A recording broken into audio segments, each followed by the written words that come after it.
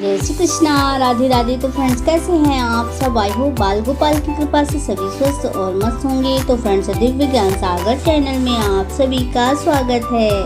तो फ्रेंड्स, आज की वीडियो है अपरा एकादशी का महात्म्य और कथा।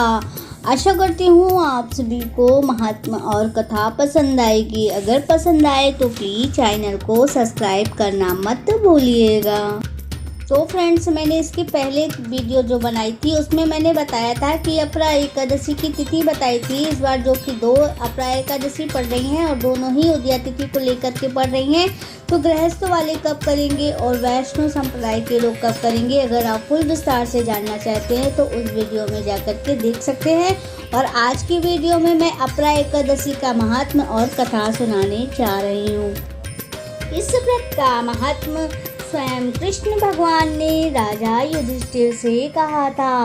एक बार युधिष्ठिर कहने लगे, हे भगवान, ज्येष्ठ कृष्ण पक्ष की एकादशी का क्या नाम है तथा उसका महात्म्य क्या है, सो कृपा करके कहिए। तब भगवान श्री कृष्ण कहने लगे, हे राजन, यह एकादशी अचला तथा अपरा दोनों ही नामों से जानी जाती है। पुराण के अनुसार ज्येष्ठ कृष्ण पक्ष की एकादशी को अपरा एकादशी कहते हैं, क्योंकि यह अपार धन देने वाली है। जो मनुष्य इस व्रत का पालन करता है वह संसार में प्रसिद्ध हो जाता है। इस दिन भगवान त्रिविक्रम की पूजा की जाती है। अपरा एकादशी के व्रत के प्रभाव से ब्रह्म हत्या, भूत योनि, दूसरों की निंदा आदि सभी पापों से मुक्ति मिलती है।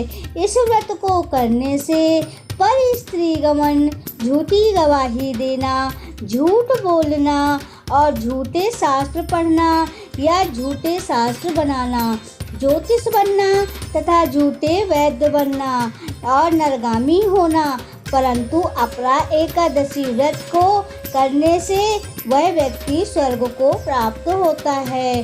जो शिष्य गुरु से शिक्षा ग्रहण करते हैं फिर उनकी निंदा करते हैं वह अवश्य नरक में पड़ते हैं, मगर अपरा एकादशी का व्रत करने से वे भी इस पाप से मुक्त हो जाते हैं। जो फल तीनों पुष्कर में, कार्तिक पूर्णिमा में स्नान करने से, गंगा तट में पितरों का पिंडदान करने से प्राप्त होता है, वहीं अपरा एकादशी का व्रत करने से प्राप्त होता है। मकर के सूर्य में, प्रयागराज में स्नान से, शिवरात्रि का व्रत करने से, जो कि सिंह राशि के बृहस्पति में, गोमती नदी में स्नान से और कुमकुम दान से और दर्शन से, बद्रीनाथ के दर्शन से, सूर्य ग्रहण में कुरुक्षेत्र में स्नान से, स्वर्ण दान करने से अथवा अर्ध प्रसूति गाय का जो कि फल प्राप्त होता है, वही फल अपरा एकादशी व्रत करने से मिलता है। यह व्रत पाप रूपी वृक्ष को काटने के लिए एक कुल्हाड़ी है। पाप रूपी ईंधन को जो कि जलाने के लिए, एक पाप रूपी अंधकार को मिटाने के लिए सिंह के समान, अतः मनुष्य को पापों से डरते हुए इस व्रत का पालन अवश्य ही करना चाहिए।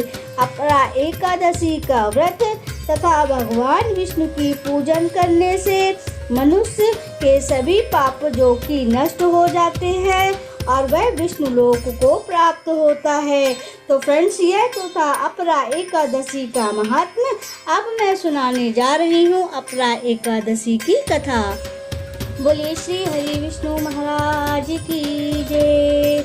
जो भी इस कथा को सुन रहा हो अथवा दूसरों को सुना रहा हो, सभी को इस व्रत का, इस कथन का फल प्राप्त हो। तो कथा कुछ इस प्रकार से है। पौराणिक मान्यता के अनुसार प्राचीन काल में एक महीधस नाम का राजा, धार्मिक राजा था। उसका छोटा भाई ब्रजध्वज, जो बड़ा ही क्रूर और अधर्मी अन्यायी था, वह अपने बड़े भाई से द्वेष रखता था। उस पापी ने एक दिन अपने बड़े भाई की हत्या करके उसकी देह को एक जंगली पीपल के नीचे गड़ा दिया। इस अकाल मृत्यु से राजा प्रेत आत्मा के रूप में उसी पीपल में रहने लगा और उत्पात करने लगा। लोग उसको परेशान करने लगा।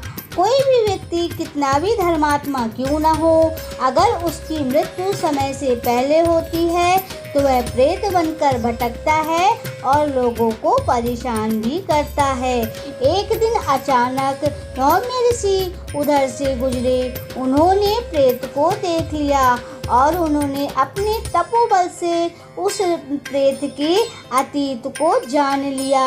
अपने तपोबल से उन्होंने प्रेत को नीचे उतारा तथा उन्होंने उसके लिए, जो कि दयालु थे ऋषि, उसके लिए उन्होंने राजा को प्रेत योनि से मुक्ति दिलाने के लिए स्वयं ही अपरा एकादशी का व्रत किया और उस व्रत का पुण्य फल उस प्रेत को अर्पित कर दिया तथा उस व्रत के पुण्य फल के प्रभाव से प्रेत, जो कि मुक्ति, उसको प्रेत योनि से मुक्ति मिल गई और वह राजन फिर से अपने देह रूप में आ गया, दिव्य देह रूप को धारण कर लिया।